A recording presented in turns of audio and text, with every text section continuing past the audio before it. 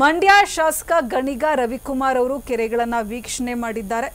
ಕೋಣನಹಳ್ಳಿ ಹಾಗೂ ಬೂದನೂರು ಕೆರೆ ವೀಕ್ಷಣೆ ಮಾಡಿದ ಶಾಸಕರು ಡಿಸಿ ಜಲಕ್ರೀಡಾ ತಜ್ಞರೊಂದಿಗೆ ಕೆರೆಗಳನ್ನು ಗಣಿಗ ರವಿಕುಮಾರ್ ಅವರು ವೀಕ್ಷಣೆ ಮಾಡಿದ್ರು. ಮಂಡ್ಯ ತಾಲೂಕಿನ ಕೋಣನಹಳ್ಳಿ ಬೂದನೂರು ಗ್ರಾಮ ಕೆರೆಗಳ ಅಭಿವೃದ್ಧಿಯನ್ನು ಪಡಿಸಿ ಕ್ರೀಡೆಗಳ ಆಯೋಜನೆಗಾಗಿ ವೀಕ್ಷಣೆ. ರೈತರಿಗೆ ಕೃಷಿ ಜೊತೆಗೆ ಉದ್ಯೋಗ ಸೃಷ್ಟಿಸಲು ಶಾಸಕರು ಮುಂದಾಗಿದ್ದಾರೆ. ಡಿಸಿ ಕುಮಾರ್ ಜಲಕ್ರೀಡಾ ತಜ್ಞ ಮಂಜುನಾಥ್ ಜೊತೆ ಕೆರೆ ವೀಕ್ಷಣೆ ಮಾಡಿದ್ರು. ಕೆರೆಗಳ ಅಭಿವೃದ್ಧಿಯನ್ನು ಪಡಿಸಿ ಜಲಕ್ರೀಡೆಗಳ ಆಯೋಜನೆಗೆ ಸೂಚನೆ ನೀಡಲಾಗಿದೆ. ಸೂಚನೆ ಕೊಟ್ಟು ರೈತರ ಉದ್ಯೋಗ ಸೃಷ್ಟಿ ಬಗ್ಗೆ ಎಂಎಲ್ಎ ಕಾಳಜಿಯನ್ನು ವಹಿಸಿದ್ದಾರೆ. ಕೃಷಿ ಜೊತೆ ರೈತರಿಗೆ ಇಲ್ಲೇ ಉದ್ಯೋಗ ಸೃಷ್ಟಿ ಅಂತ ಗಣಿಗ ರವಿಕುಮಾರ್ ಅವರು ಹೇಳಿದ್ದಾರೆ.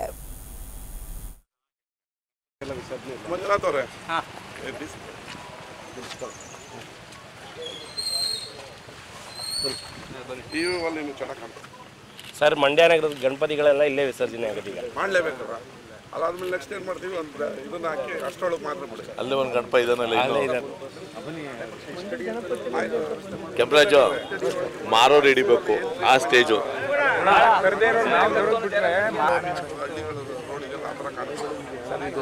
ಇವತ್ತು ಕೋಣನಹಳ್ಳಿ ಮತ್ತು ಕಲ್ಲಳ್ಳಿ ಕೆರೆಯನ್ನು ನಾನು ಮತ್ತು ಮನೆ ಡಿಸಿ ಅವರು ಮತ್ತು AC ತಹಸೀಲ್ದಾರ್ ಇಒ ಅವರೆಲ್ಲ ಮತ್ತು ನೀರಾವರಿ, ಮುಖ್ಯವಾಗಿ ನೀರಾವರಿ ನಿಗಮ, ನಮ್ಮ ಮಂಜುನಾಥ್ ಹಲವಾರು ವಾಟರ್ ಗೇಮ್ಸ್ ಸ್ಪೋರ್ಟ್ಸಲ್ಲಿ ತಜ್ಞರು ಅವರಿಗೆ ದೇಶದಲ್ಲಿ ಅವ್ರನ್ನ ಕರ್ಕೊಂಡು ಬಂದಿದ್ದೀವಿ. ಏನಂತ ಹೇಳಿದ್ರೆ, ಈ ಭಾಗದಲ್ಲಿ ಆರ್ಥಿಕವಾಗಿ ರೈತರು ಹಿಂದುಳಿದಿದ್ದಾರೆ. ಒಂದೇ ಬೆಳೆ ನೆಟ್ಕೊಂಡು ಭಾಳ ಕಷ್ಟದಲ್ಲಿದ್ದಾರೆ. ಅವ್ರನ್ನ ಆರ್ಥಿಕವಾಗಿ ಚೈತನ್ಯ ಕೊಡಬೇಕಂದ್ರೆ ಇಲ್ಲಿ ಉದ್ಯೋಗಗಳು ಸೃಷ್ಟಿ ಆಗಬೇಕು. ಉದ್ಯೋಗಗಳು ಸೃಷ್ಟಿ ಮಾಡಬೇಕಂದ್ರೆ ಬರೀ ಕಾರ್ಖಾನೆಗಳನ್ನು ಮಾಡಿದ್ರೆ ಆಗಲ್ಲ. ಅದಕ್ಕೇನಾದರೂ ಪರ್ಯಾಯ ನೋಡಬೇಕು ಅಂತ ಸರ್ಕಾರ ಚಿಂತನೆ ಮಾಡಿ ಈ ಕೆರೆಯನ್ನು ಆರ್ಥಿಕವಾಗಿ ನಾವು ಅಭಿವೃದ್ಧಿ ಪಡಿಸ್ಬೇಕಾದ್ರೆ ವಾಟರ್ ಗೇಮ್ಸ್ ಸ್ಪೋರ್ಟ್ಸು ಮತ್ತು ಒಲಿಂಪಿಕ್ಗೆ ಈಜು ಸ್ಪರ್ಧೆಯಲ್ಲಿ ಅವ್ರನ್ನ ಭಾಗವಹಿಸೋರಿಗೆ ತರಬೇತಿ ಕೊಡುವಂಥ ಶಿಬಿರವನ್ನು ಇಲ್ಲಿಗೆ ತರಬೇಕು ಅನ್ನೋದು ನಮ್ಮ ಯೋಚನೆ. ಅದರ ಭಾಗವಾಗಿ ಇವತ್ತು ಬಂದು ಎಲ್ಲ ಅಧಿಕಾರಿಗಳೊಂದಿಗೆ ನೋಡಿದ್ದೀವಿ. ಶೀಘ್ರದಲ್ಲೇ DPR ರೆಡಿ ಮಾಡಿ ಈ ಕೆರೆಗೊಂದು ಕಾಯಕಲ್ಪ ಕೊಟ್ಟು ಇಲ್ಲಿ ಉದ್ಯೋಗ ಸೃಷ್ಟಿಯನ್ನು ಮಾಡೋದಕ್ಕೆ ನಮ್ಮ ಸರ್ಕಾರ ಮುಂದಾಗಿದೆ.